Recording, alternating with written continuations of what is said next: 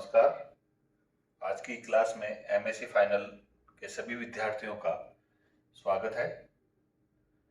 MSc final chemistry के सब विद्यार्थियों को ध्यान है कि हमारी फोटो केमिस्ट्री यूनिट चल रही है पेपर 501 की।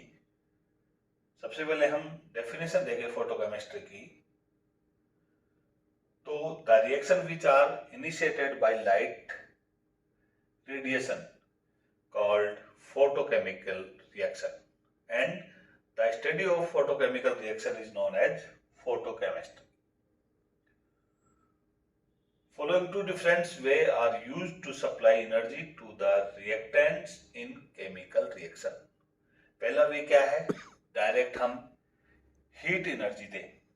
These reactions are known as thermal reactions. Majority of chemical reaction are thermal reaction. अधिकांश जितने भी रिएक्शन है वो थर्मल रिएक्शन ही है. सेकंड है by irradiation with light. Light supplies photo energy to the reaction. तो ये फोटो केमिस्ट्री में हम लाइट के रूप में फोटो एनर्जी सप्लाई करते हैं. Photochemical reaction are less common but these reactions have specific importance. बहुत कम रिएक्शंस है लेकिन और जो हम फोटोकेमिकल रिएक्शंस को जो लाइट देते हैं उसकी जो वेवलेंथ होती है वो 202 से 200 से 800 nm के मध्य होती है, जो कि यूवी विजिबल रीजन है. इसमें से जो यूवी रीजन है वो 200 से 400 है और जो विजिबल रीजन है वो 400 से 800 nm है. Difference between the photochemical and thermal reaction. तो फोटोकेमिकल और थर्मल रिएक्शन में हम डिफरेंस देखें तो सबसे पहले फोटोकेमिकल रिएक्शन देखें तो ये जो फोटोकेमिकल रिएक्शंस है वो occur by absorbing of light radiation. और थर्मल रिएक्शंस में देखें अकर बाय एब्जॉर्ब हीट और इमिटेट हीट. सेकंड इसमें देखें हम फोटोकेमिकल में तो यह फोटोकेमिकल रिएक्शन टेम्परेचर पर डिपेंडेंट नहीं होती. इधर देखें हम थर्मल रिएक्शन में वो टेम्परेचर पे डिपेंड होती है. टेम्परेचर इंक्रीज करते हैं तो रेट ऑफ रिएक्शन भी थर्मल रिएक्शन की इंक्रीज हो जाती है. फोटोकेमिकल रिएक्शन देखें तो ये डिफिकल्ट टू कैरी आउट. इनको संपन्न करवाने में थोड़ी कठिनाई महसूस होती है, जबकि ये इजी टू कैरी आउट. कौन सी? Thermal reaction. फोटोकेमिकल में फिर देखें तो ये take place at upper electronic level. कोई भी कंपाउंड का होता है जो अपर एक्साइटेड स्टेट या अपर इलेक्ट्रॉनिक लेवल है वहां ही ये रिएक्शन संपन्न होती है, जबकि यहाँ थर्मल रिएक्शन है वो ग्राउंड स्टेट इलेक्ट्रॉनिक लेवल पर ही संपन्न हो जाती है. इधर देखें फोटोकेमिकल में तो एनर्जी एब्जॉर्ब इज स्पेसिफिक. जो एनर्जी एब्जॉर्ब होती है वो स्पेसिफिक होती है और इधर थर्मल में ये जो एनर्जी एब्जॉर्प्शन है वो नॉन स्पेसिफिक होता है. फोटोकेमिकल में देखें तो free radical intermediate form due to homolytic cleavage of bond. हमें मालूम है यूवी रेडिएशन जब एब्जॉर्ब करती है कोई भी कंपाउंड तो उसके बॉन्ड का ब्रोकन होता है और वो होमोलाइटिक क्लीवेज होगा जिससे कि फ्री रेडिकल बनते हैं. यहां देखें तो यहाँ थर्मल रिएक्शन में इंटरमीडिएट में भी चार्ज्ड स्पीशीज कैटाइन या एनाइन बनेंगे थर्मल में. इधर फोटोकेमिकल में देखें easy to synthesis of high strain molecule, जबकि यहाँ हाई स्ट्रेन मॉलिक्यूल सिंथेसिस करना बहुत ही डिफिकल्ट होता है. किसमें? थर्मल में. इधर देखें फिर फोटोकेमिकल में तो the spontaneous photochemical reaction change in gives free energy में बी पॉजिटिव और नेगेटिव. जब फोटोकेमिकल रिएक्शन स्पॉन्टेनियस होती है तो इसकी जो फ्री एनर्जी है वो नेगेटिव या पॉजिटिव हो सकती है. For a spontaneous thermochemical reaction gives free energy always negative. किसमें? थर्मल कंडीशन में. फोटोकेमिकल में देखें तो फोटोकेमिकल रिएक्शन आर कॉम्प्लिकेटेड, जबकि थर्मल रिएक्शन हमेशा सिंपल होती है. फोटोकेमिकल रिएक्शंस में जो अन्य कंपाउंड यूज किए जाते हैं उनको फोटोसिंथेसाइजर कहते हैं, जबकि थर्मल रिएक्शन में अन्य कंपाउंड जो यूज कर रहे हैं उनको हम हम कैटालिस्ट कहते हैं, अर्थात जिनकी उपस्थिति में रिएक्शन संपन्न होगी थर्मल कंडीशन में वो कैटालिस्ट, और जिनकी उपस्थिति में फोटोकेमिकल रिएक्शन संपन्न होगी उन्हें हम कहते हैं फोटोसिंथेसाइजर्स। अगला टॉपिक है मैकेनिज्म ऑफ फोटोकेमिकल रिएक्शन।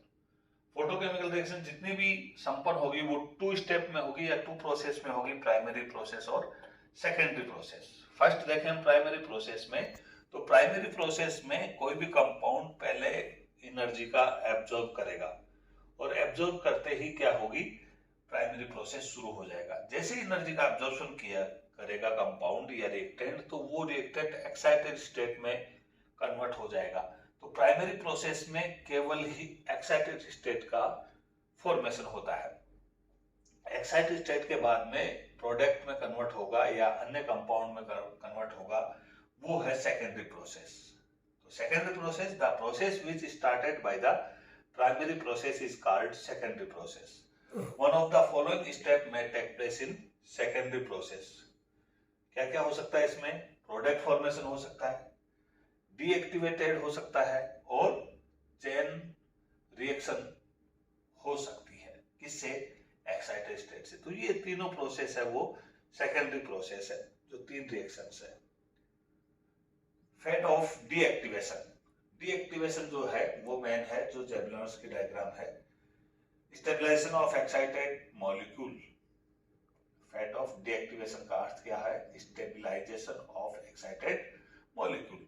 तो फेट ऑफ डीएक्टिवेशन 2 प्रोसेस हो सकते हैं, फिजिकल प्रोसेस और केमिकल प्रोसेस। फिजिकल प्रोसेस में तो जेबलॉन्स की डायग्राम आ गया, और केमिकल प्रोसेस में क्या होता है, couple with ground state of the molecule. जो एक्साइटेड स्टेट है वो ग्राउंड स्टेट मॉलिक्यूल के साथ क्रिया कर लेता है। तो क्या क्या हो सकता है, फ्रेगमेंटेशन हो सकता है, आइसोमराइजेशन हो सकता है और इजेक्शन इलेक्ट्रॉन हो सकता है। ये तीनों प्रोसेस केमिकल प्रोसेस में हो सकते हैं। फिजिकल प्रोसेस को देखें या जेबलॉन्स की डायग्राम को देखें, तो सबसे पहले जो रिएक्टेंट है वो फोटोन को एब्जॉर्ब करके एक्साइटेड स्टेट में प्रोसेस आ जाता है और यहाँ प्राइमरी प्रोसेस होता है। ये प्रोडक्ट में कन्वर्ट नहीं हो रहा, लेकिन यहाँ फिजिकल प्रोसेस शुरू हो रहा है सेकेंडरी प्रोसेस का, वो डीएक्टिवेशन हो रहा है। और फिजिकल प्रोसेस ही है क्या, जेबलॉन्स की डायग्राम है। जेबलॉन्स की डायग्राम में जो हम स्टेट देखते हैं, इलेक्ट्रॉनिक स्टेट, उसकी मल्टीप्लिसिटी के आधार पर सिंगलेट और ट्रिपलेट देखते हैं। जिसकी मल्टीप्लिसिटी 1 है वो सिंगलेट और जिसकी मल्टीप्लिसिटी 3 है वो ट्रिपलेट। सिंगलेट को हम एस से दर्शा रहे हैं और ट्रिपलेट को हम टी से दर्शा रहे हैं। ये आपका जेबलॉन्स की डायग्राम है। इस जेबलॉन्स की डायग्राम को देखें तो ये जेबलॉन्स की डायग्राम ये रहा। यहां ये इसकी ग्राउंड स्टेट है पूरी की पूरी, ये इसकी एक्साइटेड स्टेट है, सिंगलेट एक्साइटेड स्टेट, ये इसकी ट्रिपलेट एक्साइटेड स्टेट है। यहां से ये इलेक्ट्रॉन एनर्जी एब्जॉर्ब करके इसमें आ सकता है, इसमें आ सकता है, इसमें आ सकता है और इसमें आ सकता है। इसके बाद वापस यहां से ये यहां तक, यहां से यहां तक, यहां से यहां तक वापस ये ग्राउंड स्टेट में आ जाता है। ये आईसी है, इंटरनल क्रॉसिंग, अर्थात यहां मल्टीप्लिसिटी चेंज नहीं हो रही है और नॉन रेडिएटिव प्रोसेस है। ये इस निशान से नॉन रेडिएटिव, ये रेडिएटिव। आईएससी देखें तो singlet excited state triplet excited state में चली जाती है, तो ये होता है आईएससी, इंटर सिस्टम क्रॉसिंग। और ये इंटर सिस्टम क्रॉसिंग में मल्टीप्लिसिटी चेंज हो रही है। देखो ये सिंगलेट है और ये ट्रिपलेट है। इस प्रकार हम देखें तो यहां जब सिंगलेट एक्साइटेड स्टेट से सिंगलेट ग्राउंड स्टेट में आता है तो इसको कहते हैं फ्लोरोसेंस, अर्थात जो एनर्जी बाहर निकल रही है वो फ्लोरोसेंस। यहाँ ट्रिपलेट एक्साइटेड स्टेट से सिंगलेट ग्राउंड स्टेट पे आ रहा है तो इस प्रोसेस को कहते हैं phosphorescence. Returning of electronically excited state into ground state by releasing energy is known as deactivation और de-excitation of excited state. The unimolecular physical process explained by Jablonski. Deactivation of excited state are classified into two categories, which are radiative process और non radiative process. Non radiative process में देखें तो energy release in the form of heat and also called thermal deactivation. जो energy release हो रही है वो heat के रूप में हो रही है। और ये तीन प्रोसेस है नॉन रेडिएटिव प्रोसेस, कौन सा? आईसी, आईएससी और VC, vibrational cascade. Radiative process देखें तो रेडिएटिव प्रोसेस दो ही है, फ्लोरोसेंस और फास्फोरोसेंस। इसमें जो एनर्जी रिलीज होती है वो लाइट के रूप में रिलीज होती है। सबसे पहला हम देखें non radiative process. Non radiative process तीन प्रोसेस हैं, कौन कौन से? आईसी, आईएससी और सीवी। सबसे पहले लें IC, internal conversion. Deactivation of excited state by the release energy in the form of heat by changing electronic level with retention of multiplicity is called internal conversion। पहले बता दिया था internal conversion में multiplicity change नहीं होती और energy निकलती है वो हीट के रूप में बाहर निकलती है, इसलिए नॉन रेडिएटिव प्रोसेस है। इसको इस प्रकार दर्शाया गया है। ये आपके पास दो प्रोसेस है, सिंगलेट एक्साइटेड स्टेट से singlet excited state IC, triplet excited state से triplet excited state IC. Second है इंटरसिस्टम क्रॉसिंग। इंटरसिस्टम क्रॉसिंग में मल्टीप्लिसिटी चेंज होती है। It is the important process in photochemical process. Thermal deactivation of excited state by the changing multiplicity in is called intersystem crossing. इसमें भी जो energy निकलेगी वो heat के रूप में ही बाहर निकलेगी, अर्थात सिंगलेट एक्साइटेड स्टेट से ट्रिपलेट एक्साइटेड स्टेट में ट्रांजिशन हो रहा है तो ये एनर्जी हीट के रूप में बाहर निकल रही है और ये आईएससी, इंटरसिस्टम क्रॉसिंग। अगला है वाइब्रेशनल कैस्केड।